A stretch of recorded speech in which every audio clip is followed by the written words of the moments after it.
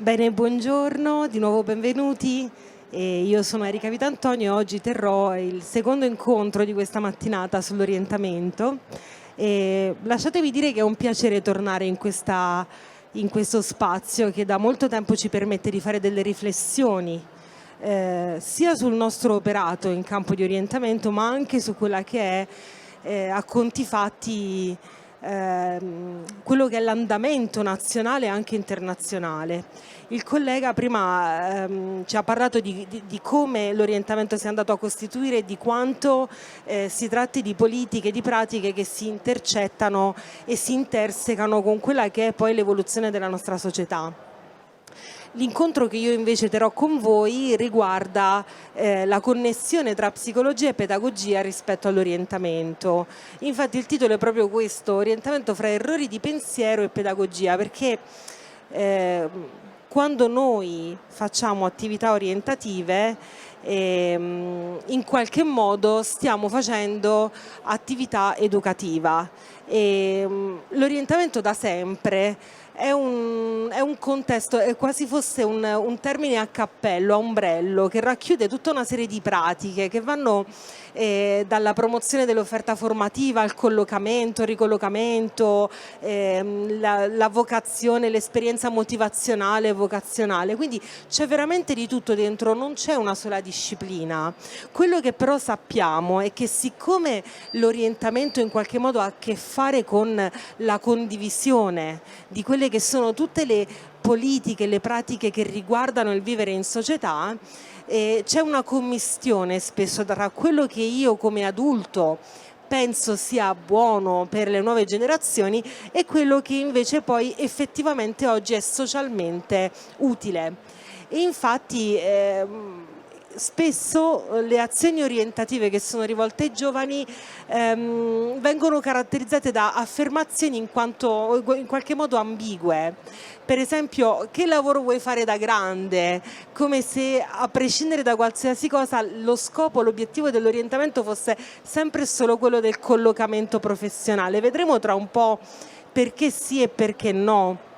Oppure scegli questa scuola perché ti piacerebbe diventare, come se appunto l'obiettivo di una scuola fosse sempre solo quello di collocare gli studenti in un contesto lavorativo. E più volte in questo spazio mi permetterò di dire che uno dei misunderstanding a cui ci siamo adattati, abituati con l'orientamento è credere che la scuola, le istituzioni formative abbiano bisogno di darsi un altro obiettivo, che è quello di fare collocamento al lavoro, e quindi possono serenamente abdicare al loro ruolo invece di formazione, che credo sia la cosa più importante.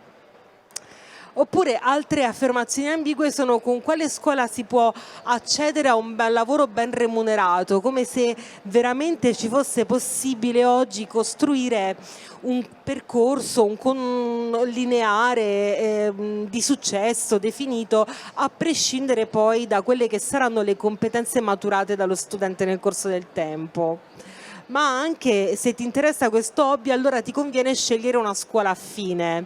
Alle volte parlare di hobby come percorso scolastico significa svestire quell'interesse dal suo aspetto ludico, passionale, interessante, e strutturarlo di regole precise. E allora alle volte succede che quello che per noi era divertente perché lo facevamo nel nostro garage, lo facevamo nel nostro contesto personale e privato, quando è strutturato sulla base di verifiche, sulla base di regole precise, non ci piace più. E allora lì, ad esempio, è il motivo per cui la premessa di questo incontro è parlare di affermazioni ambigue. Noi non possiamo fare a meno di vincolare l'orientamento, i percorsi orientativi ed educativi quindi, a quello che è il pericolo della dispersione scolastica e dell'abbandono scolastico. Prima il collega ci mostrava quanto anche a livello regionale, ma io direi nazionale e internazionale, stiamo investendo su questa connessione tra orientamento e prevenzione della dispersione scolastica. Sicuramente costruire ambiguità sulla scelta dei percorsi è l'inizio di questo fraintendimento. Altre frasi ambigui sono per esempio: a cosa servono queste materie? Che spesso sono le richieste dei genitori. I genitori stessi ci dicono: ma come mai è importante che questo ragazzo debba studiare addirittura 4 ore, 5 ore di matematica, 3 ore di filosofia, ma qualsiasi materia all'interno di questo percorso, qual è la sua utilità?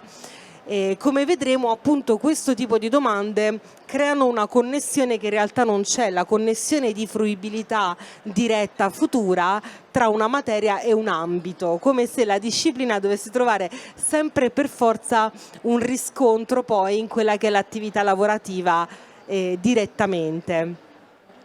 E un'altra è, per esempio, se vuoi fare questo lavoro allora devi scegliere questa scuola. Ecco, il concetto di linearità, vedremo, è un concetto che in un modo o nell'altro ritorna.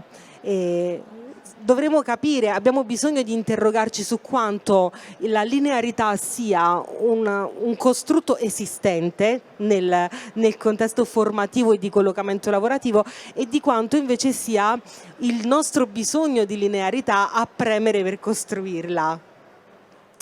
E quindi quando lo studente approccia le azioni di orientamento spesso incappa in modalità ambigue e retrograde. Nel preparare questa attività con voi oggi, questo incontro, mi sono occupata di fare una ricerca non tanto su quella che è la divulgazione rivolta agli adulti per fare orientamento, ma sono andata a vedere, a sbirciare un po' su quello che è il materiale più accattivante, più appetibile per gli studenti. Quindi ci sono dei siti in cui si parla di promozione delle scuole, di comprensione delle scuole, che ovviamente non sono i siti ministeriali, perché certamente, e vi suggerisco di andare a vedere qual è la proposta, qual è la strutturazione dei percorsi che il MIM, il Ministero dell'Istruzione e del Merito, quest'anno ha inserito sul suo sito ministeriale, ma sappiamo bene che gli studenti non hanno ancora sviluppato quella buona capacità di raccogliere fonti attendibili e analizzarle, quindi di solito loro cercano informazioni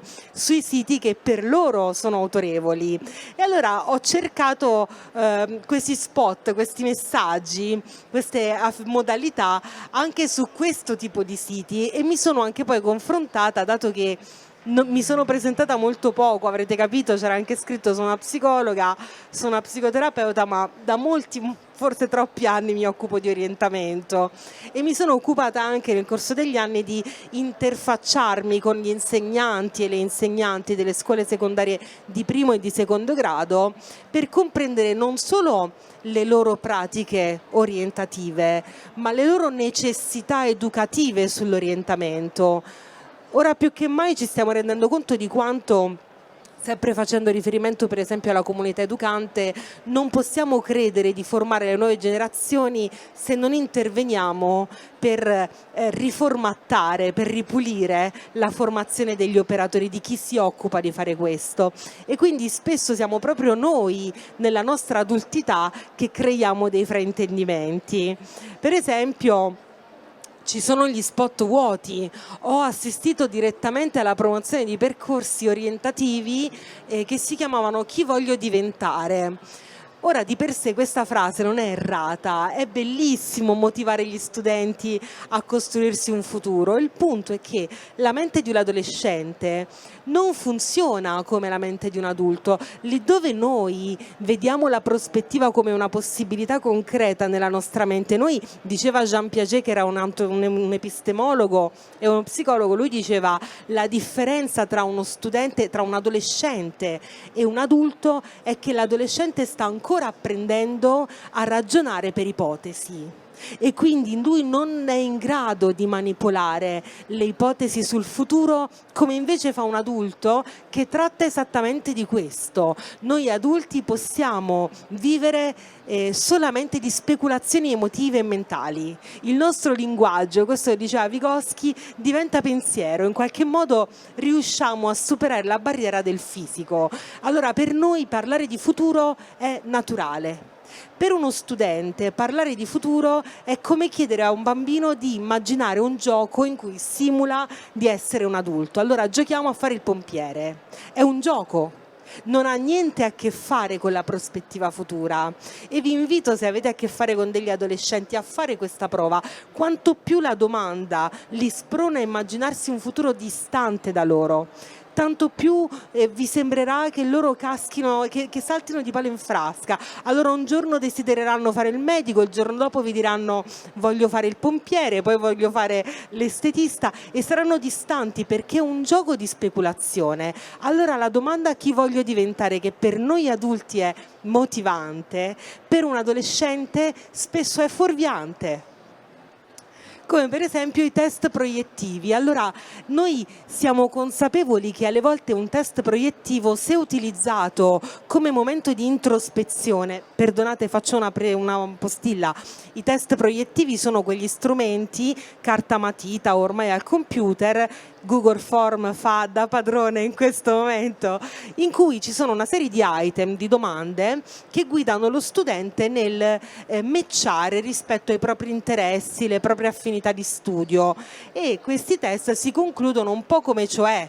Non so se vi ricordate il giornaletto, no? Quindi vi danno in qualche modo un profilo di restituzione e allora vi dicono, ad esempio, dato che hai selezionato tutte queste belle domande in cui dici che ti piace interrogarti su cos'è la materia, su come funziona l'evoluzione biologica, staresti molto molto bene in un campo scientifico. Grazie. Come adulti noi sappiamo che questo non è un suggerimento, questo è l'esito di qualcosa a cui io arbitrariamente ho risposto. Noi cogliamo la differenza. Per uno studente il test proiettivo ha l'effetto che su di noi fa l'oroscopo, è come quando ci diciamo tu sei gemelli, quindi tu hai una doppia personalità.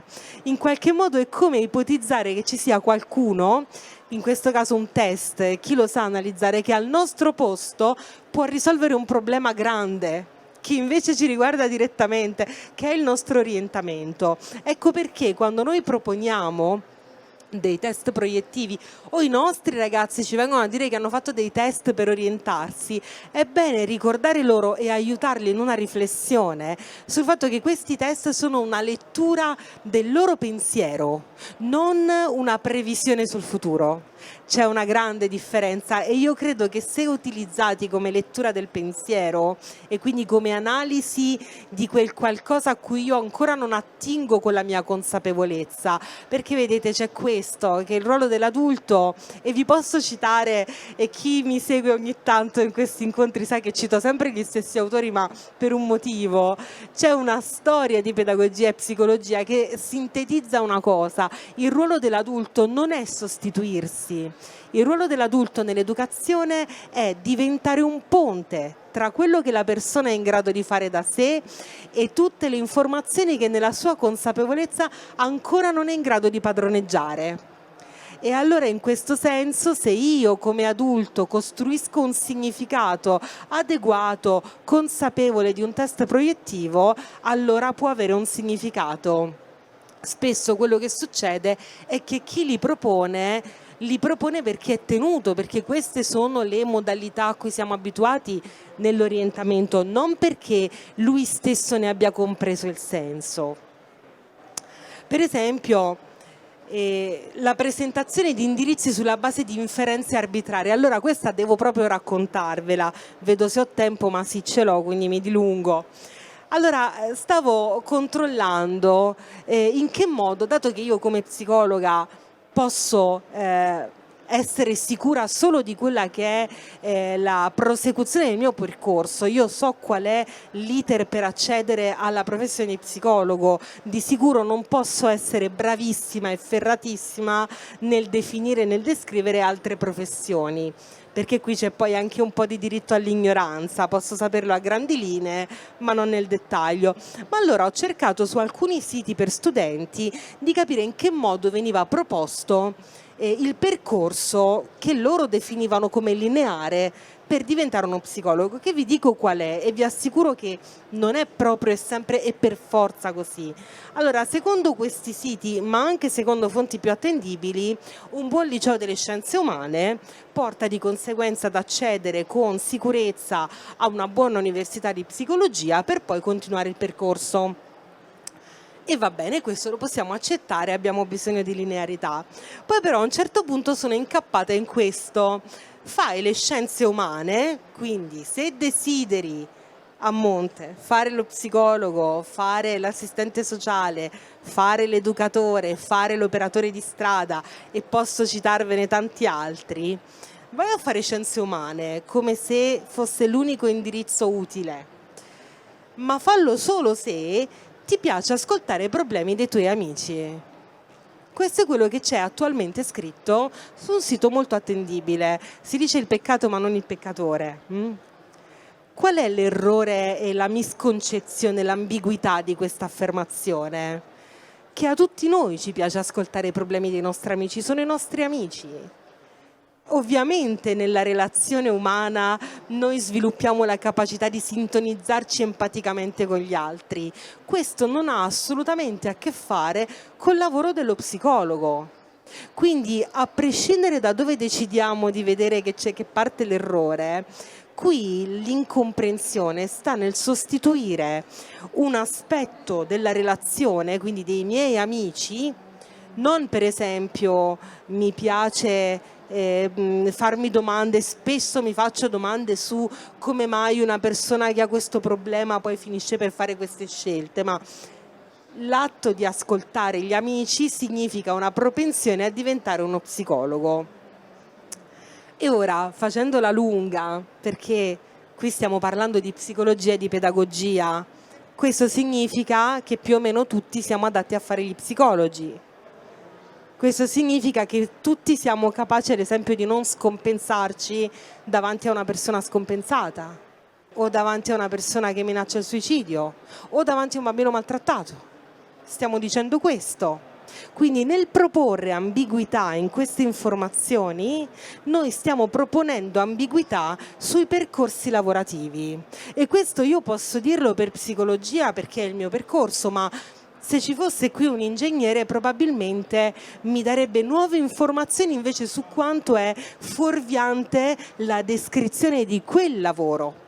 Siamo tutti soggetti a una certa ambiguità nella costruzione delle carriere e il perché è molto semplice, perché la verità è che noi non sappiamo, come diceva il collega anche prima, noi non abbiamo veramente idea di come questi mestieri si evolveranno da qui a 5 anni. Fino a quando non c'era ancora questo boom tecnologico, noi non avremmo mai pensato che un tecnico di laboratorio medico dovesse conoscere qualcosa di nanotecnologie. Ora io sono andata a farmi recentemente una gastroscopia virtuale e ho ingerito letteralmente una pillola, il che significa che la persona che ha fatto le mie analisi è una persona che, oltre a essere capace nella sua analisi di quello che è il mio stomaco, è una persona capace di gestire una tecnologia che fino a 10 anni fa c'era totalmente aliena. Non è scomparso il mestiere del tecnico di laboratorio, dell'analista di laboratorio. Assolutamente. Qui non è che i mestieri vanno a morire, è che i mestieri cambiano il loro abito. E quindi questo è quello che noi abbiamo da trasmettere forse agli studenti. Ma adesso a breve capiremo, mi permetterò di proporvi la mia versione del perché non lo facciamo. Ad esempio, altra ambiguità c'è, per esempio in questo, presentare dei percorsi di 8-10 anni creando linee e connessioni dirette tra il mondo della scuola e il mondo del lavoro. E questo ve lo dicevo anche un po' prima, cioè in che modo noi possiamo essere sicuri che non ci saranno scossoni. Cioè nel momento in cui io dico a uno studente guarda, se tu vuoi fare il medico intanto scegli solo un liceo, poi non scegliere i licei in cui c'è molto interesse per le scienze umanistiche, ma tratta principalmente scienze biologiche o in qualche modo scienze pure, perché abbiamo ancora questa definizione di scienze pure. Poi allora ti dovrai fare il test, dovrai entrare a medicina e la tua strada sarà scritta. 8-10 anni sintetizzati in 10 minuti di colloquio orientativo vocazionale con uno studente su qualcosa che è totalmente arbitrario. Personalmente ho conosciuto persone che hanno fatto percorsi molto lineari, ma ho conosciuto tantissime persone che nella loro illinearità hanno trovato soddisfazione e hanno scoperto loro stesse. Allora il punto non è decidere che non c'è linearità, il punto è accogliere e educare al fatto che non è la linearità che ti rende una persona di valore. Non è la linearità che ti dice che sei un bravo studente, che sei un adulto ok, che hai superato le tue barriere, sei andato oltre. Questo non è un dettaglio, perché vedete, uno dei problemi dell'adolescenza, dato che come ci insegna Erikson tantissimi anni fa, all'inizio del Novecento, noi non possiamo che esistere in commistione con la nostra società. La nostra società ci dà delle sfide, queste sfide vanno superate. Allora sapete qual è la sfida dell'adolescente? È riuscire a costruire un'immagine di se stesso che possa ritenere abbastanza soddisfacente da potersi confrontare col suo mondo intrapsichico e con quello extra psichico.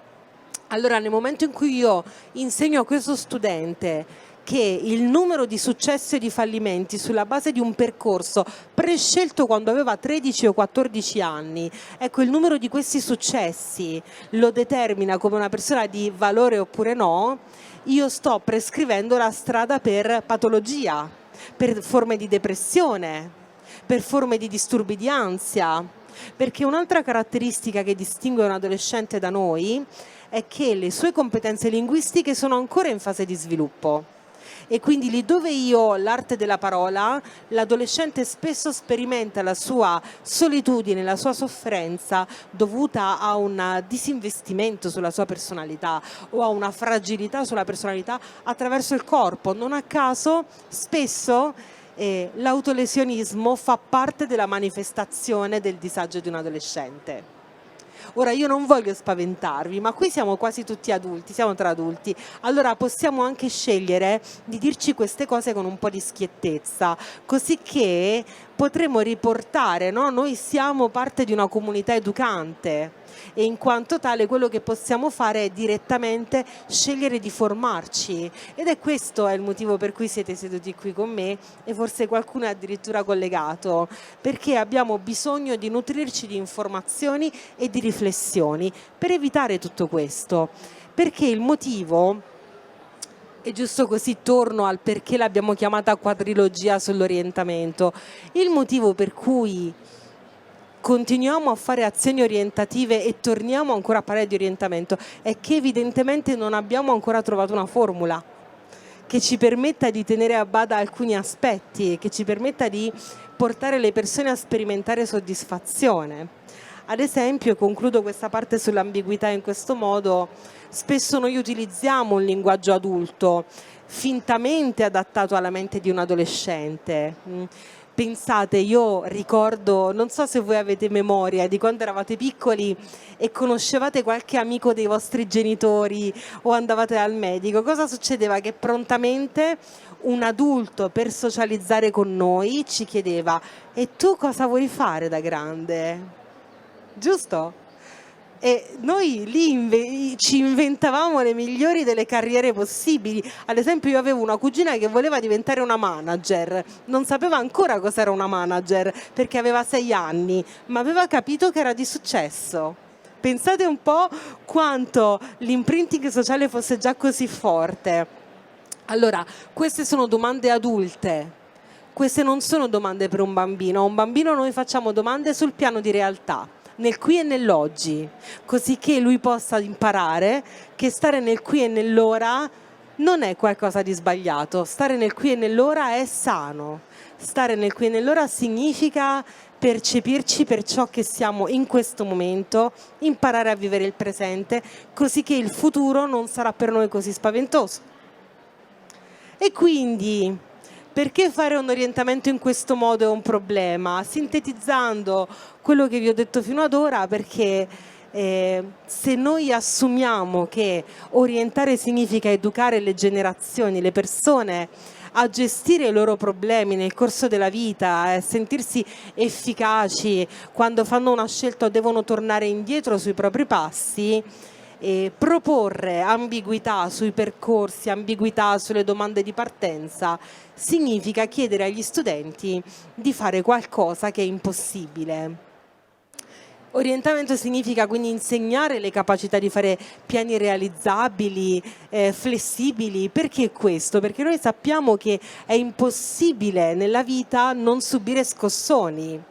Noi lo abbiamo appreso rispetto ai grandi eventi della vita, sappiamo che esistono i lutti, sappiamo che esistono i terremoti, eppure facciamo molta fatica ad accettare che anche la carriera è soggetta a scossoni, che l'azienda può chiudere, che il sistema può fallire, che potremmo renderci conto che non siamo più soddisfatti. Per esempio, ci sono delle ricerche che dicono che a distanza di circa 8-10 anni dall'inizio di una carriera c'è un momento di crisi. È come se le persone, dato che quella scelta è una scelta sedimentata e non è più una scelta giovane, inizino a chiedersi se veramente desiderano continuare così. E il motivo per cui vengono messi in crisi da questa autorichiesta di senso, di significato alla propria esistenza, è che siamo abituati a credere che il percorso deve essere uno e uno soltanto. Quindi non conta quanto noi abbiamo sviluppato altre competenze, quanto crediamo che possiamo essere persone di valore e utili in altri contesti. Conta che teniamo la nostra strada. E questa è la sintesi dell'ambiguità che abbiamo visto prima. Perché orientare quindi significa trasmettere il valore del lavoro e della formazione. Trasmettere il valore cosa vuol dire? Vuol dire che io insegno alle persone con il mio esempio e con l'attenzione che do a quello che sto trasmettendo che una cosa è importante. È importante in quanto tale, non è importante in senso utilitaristico. Ecco perché provocatoriamente vi dico come se la scuola non avesse funzione già di suo. Come mai la scuola deve assumere valore di collocamento, quando la scuola è un'istituzione che ha un valore ben preciso? È il valore di permettere alle persone di mantenere, soprattutto in giovane età, un diritto sancito da una convenzione dell'ONU che è il diritto all'infanzia, è il diritto alla crescita, è il diritto a non essere inseriti in un contesto che è un contesto di lavoro quando la nostra mente è troppo giovane per farsene carico. Allora, se noi ricominciassimo a dare il valore alle cose, probabilmente ci sarebbe meno ambiguità. Cioè, davanti alle domande di orientamento, quando i ragazzi vengono da noi e ci dicono sono in terza media, è novembre, entro dicembre devo assolutamente scegliere la scuola, arriverà il consiglio orientativo e io so che non sarò d'accordo, bisognerebbe forse fermarci e chiedere: ma qual è il problema veramente? Cioè, che tipo di valore stai dando alla scelta di una scuola? Cos'è che ci aspettiamo dalla scuola? Abbiamo un'alternativa. Possiamo aspettarci che la scuola, come spesso facciamo, ci conduca al lavoro di successo, ci protegga dal rischio di disoccupazione, dal rischio di vivere ai margini di una società. Mamma mia, che pretese alte! Forse troppo. E se invece chiedessimo alla scuola di occuparsi veramente della tutela dei nostri ragazzi fin quando sono lì, di costruire un ambiente sicuro, di educare, adesso finalmente si sta parlando di educazione alla parità, al rispetto, ai confini, si sta parlando di quanto educare alla personalità abbia un significato, e se la scuola tornasse a occuparsi di questo, perché la scuola deve intervenire oggi in un contesto in cui non è più lei a detenere potere sulla trasmissione delle informazioni. Cioè, la scuola oggi deve fare un salto faticosissimo dal trasmettere contenuti a trasmettere strategie perché le persone siano libere nel corso della loro vita di recuperare i contenuti nel modo migliore e utile per loro. Perché appunto Dottor Google ci dà qualsiasi tipo di informazione, siamo noi che abbiamo bisogno, attraverso le nostre competenze trasversali, di capire in che modo utilizzarle. E quindi costruire forzatamente questa coerenza e queste connessioni arbitrarie tra mondo della scuola, della formazione e del lavoro può diventare problematico quando non ha lo scopo di educare a immaginare e costruire percorsi, perché io devo forzatamente inserire una linearità con un obiettivo. L'obiettivo non è che tu adolescente ti riveda in quella linearità. L'obiettivo è che tu apprenda attraverso un gioco di immaginazione che puoi costruire linearità, ma sei tu a trovare la tua. Chi sono io, adulto, con la mia visione limitata, perché tutti nel mondo abbiamo il diritto all'oblio, il diritto a non sapere tutto. Allora, come faccio a poterti consigliare su qualcosa che nella mia generazione, nella mia adolescenza non esisteva?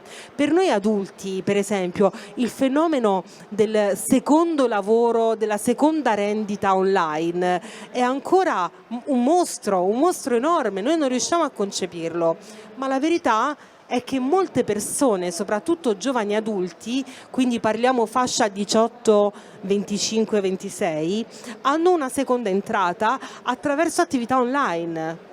Non è un lavoro o lo è? Per loro sì. È un impiego di tempo da cui deriva una remunerazione, ma per le nostre generazioni è impossibile concepirlo come lavoro perché l'investimento non ha a che fare con quello che noi abbiamo definito lavoro, o meglio, che a noi è stato insegnato essere lavoro.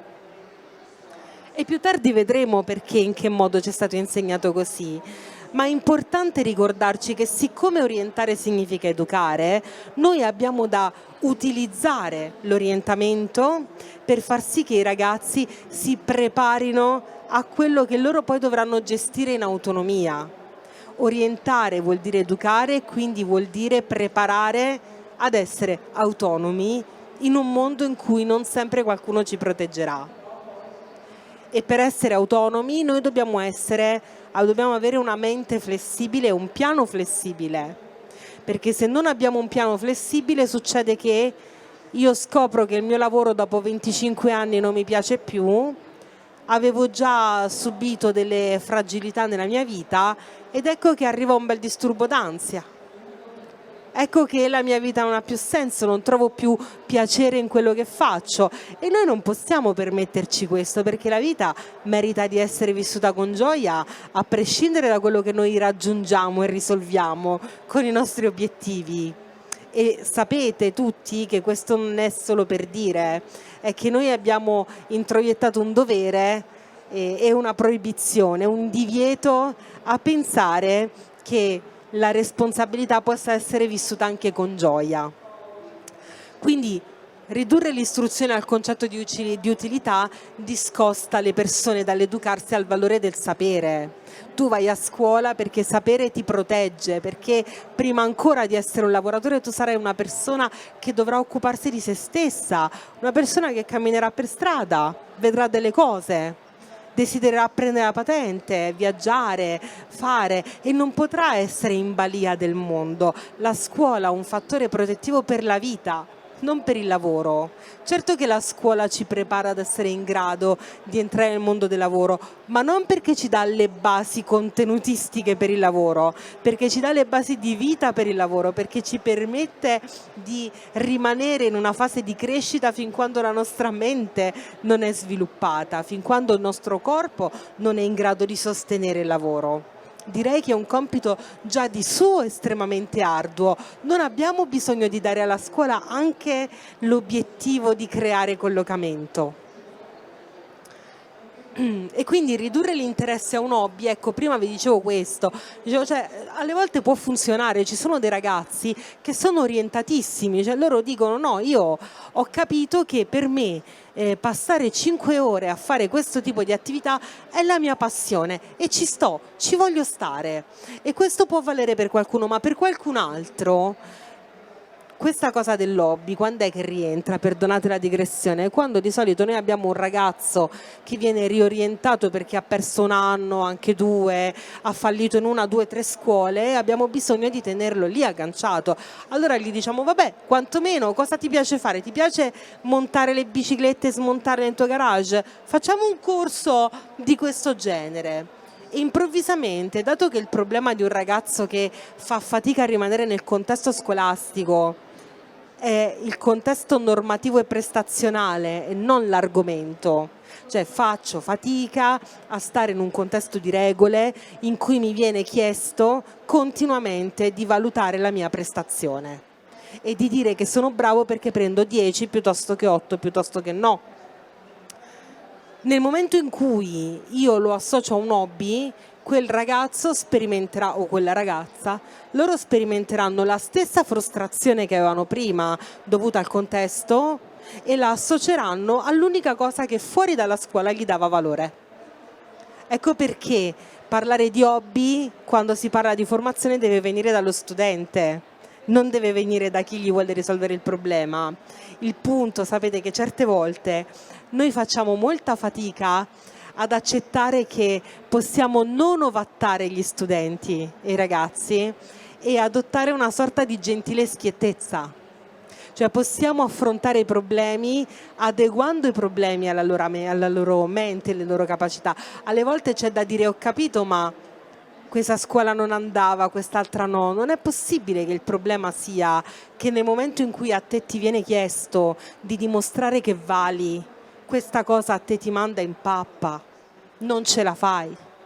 E allora forse lì iniziamo a fare un percorso educativo, non di collocamento scolastico.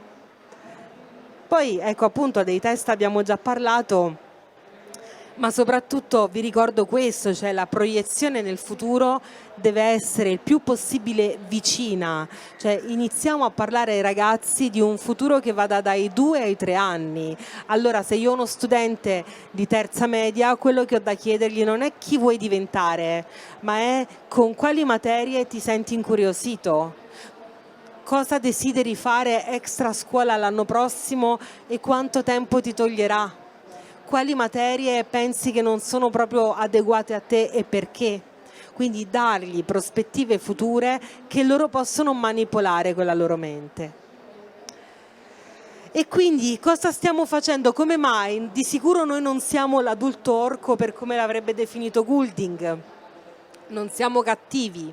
Perché lo facciamo? Intanto perché noi non abbiamo una mente adolescente e quindi adultizzare i giovani è l'unico modo che abbiamo per permetterci di dialogare con loro. Inoltre, siccome spesso per noi il sistema orientativo è stato fallimentare, lo proiettiamo le nostre frustrazioni e i nostri fallimenti sugli altri. Noi tutti speriamo che i nostri figli facciano qualcosa di meglio rispetto a noi, soprattutto se noi siamo frustrati dalla nostra realtà. E quindi spesso questo desiderio diventa una richiesta implicita, sii tu quello che a me è stato impedito. Ha un senso, è bellissimo investire così tanto sui figli, fino a quando ai figli viene lasciata la loro identità. Non solo ai figli, anche agli studenti, questo vale anche per gli insegnanti. Ricordiamoci sempre che il rapporto discente-mentore si basa sul fatto che il mentore un pochino si immedesimerà nel discente. E quando io mi immedesimo, quello che succede è che vado a mettere sull'altro qualcosa di me. Se ci metto i miei fallimenti del passato, sto sostituendo quella persona e ci metto sulla mia figurina. E quindi facciamo implicitamente la richiesta a queste nuove generazioni di compiere una trasformazione del sistema sociale intero, quindi la linearità, quindi il buon lavoro, quindi la stabilità. Però questa è una trasformazione a cui loro non hanno un vero accesso, perché noi sappiamo che siamo noi adulti che manipoliamo tutto ciò che è sociale. Non sono gli adolescenti, loro iniziano. E infine riproponiamo quasi fosse una dottrina, lo stesso orientamento che abbiamo ricevuto noi, anche se già il nostro era fallace. E perché lo facciamo? Intanto perché non abbiamo superato la nostra delusione sul sistema scolastico e sul sistema lavorativo. Non abbiamo interiorizzato la vera funzione del sistema scuola e la sua necessaria indipendenza dal sistema lavoro. Siamo spesso sopraffatti dall'imprevedibilità, nel senso che tutti noi speriamo che le nostre generazioni future non vivano l'imprevedibilità del futuro che abbiamo vissuto noi. Abbiamo bisogno quindi di connessioni prevedibili perché la nostra mente fa molta fatica a sentirsi calma davanti a questo futuro impenetrabile. Proteggiamo invece, anzi sostituiamo proteggere con ovattare, dove proteggere significa dare gli strumenti per diventare autonomi e fronteggiare le difficoltà, ovattare significa far credere alle persone che il problema non esista. Poi viviamo l'orientamento spesso solo come un'azione d'emergenza, nel senso che anche se le linee ministeriali dell'ormai lontano 2014 ci dicono che l'orientamento parte nella scuola dell'infanzia e non a conclusione del primo ciclo di istruzione, noi spesso condensiamo in 1, massimo 2, ma massimo 3 anni tutto il percorso orientativo. Inoltre vi voglio suggerire questa riflessione di una pedagogista che si chiama, è una dottoressa Lipari, siciliana, che si è espressa in questo modo, in questi termini sull'abbandono scolastico. Lei ha detto: l'abbandono scolastico inizia nel momento in cui non a tutti i bambini è dato lo stesso tipo di accesso alla scuola dell'infanzia e ai nidi. La disparità inizia lì, non inizia con la classificazione sociale alle superiori, perché se io permetto ad alcuni bambini di avere come unico impatto genitoriale e educativo quello genitoriale, di non confrontarsi anche con altri adulti, gli impedisco di andare ad inserire, a rimpolpare il contesto di stimoli educativo in cui tutti noi abbiamo il diritto di nascere. È una riflessione interessante. E quindi noi confondiamo l'obiettivo dell'orientamento perché siamo così terrorizzati da quello con cui noi siamo cresciuti, quindi un paese con un altissimo tasso di disoccupazione, con una immigrazione sia interna che esterna, un'immigrazione altissima, e quindi spaventati da questo speriamo che l'orientamento diventi a tutti gli effetti collocamento. Ma nel momento in cui orientamento diventa collocamento, chi è che fa orientamento? Quindi brevemente cos'è che possiamo fare? Intanto potenziare un'educazione all'autonomia, differenziando alla differenziazione rispetto al sé professionale, al sé scolastico, al sé individuale, e educare alle competenze trasversali, ovvero a tutte quelle competenze che permettono alle persone di stare nella società con un buon senso di efficacia.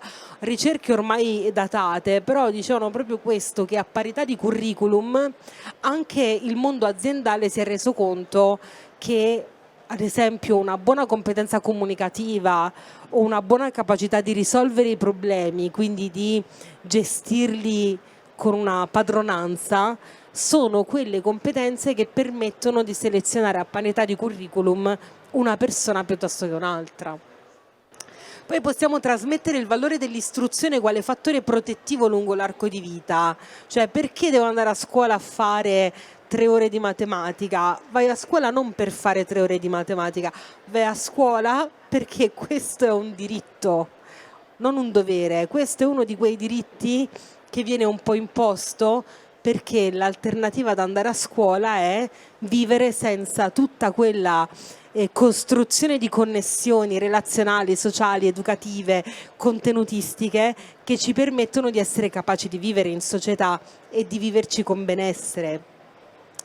Poi educare al giusto tempo per gli interessi personali, per esempio educare le persone al fatto che è naturale avere degli interessi extra scuola e che anche questi ci definiscono, quindi il lavoro è lavoro, la nostra identità non è solo lavoro, anche perché non tutti possono o sono sempre nella condizione di poter fare l'unica cosa che pensano li renda soddisfatti. Non tutti fanno il lavoro della loro vita, alle volte noi lavoriamo perché non viviamo di aria e questo è giusto che sia così e anche perché è un dovere sociale, noi abbiamo scelto di vivere in società. Accogliere e spiegare la complessità ci spaventa ma dalla notte dei tempi noi la gestiamo, quindi va trasmessa, l'orientamento non è facile, non basta un test, non basta un colloquio, sono pratiche politiche lunghe. Ed è bello accogliere con lo studente che sì, è vero, è proprio difficile scegliere la scuola giusta. Allora se noi sostituiamo scegliere la scuola giusta con scegliere la scuola che in questo momento sembra la più adatta a te per quello che stai dicendo tu di te, ha già un altro senso. Ricordiamoci che il linguaggio è pensiero, quindi se noi lo diciamo, finiamo per pensarlo. E infine abbattere le aspettative di affermazione sociale o quantomeno cambiarle, cioè l'affermazione sociale non può basarsi più solo ed esclusivamente sul tipo di scuola, sulla lunghezza dei percorsi e sul tipo di lavoro. Forse l'affermazione sociale oggi potrebbe addirittura basarsi su valori altri, molto più alti, come la possibilità di diventare persone capaci di aiutarsi a vicenda e capaci di non essere omertose. E questi forse sono valori di affermazione sociale a cui oggi, anche se noi crediamo di no perché siamo spaventati da queste nuove generazioni, ma oggi hanno molto molto più senso per i ragazzi, loro ne parlano.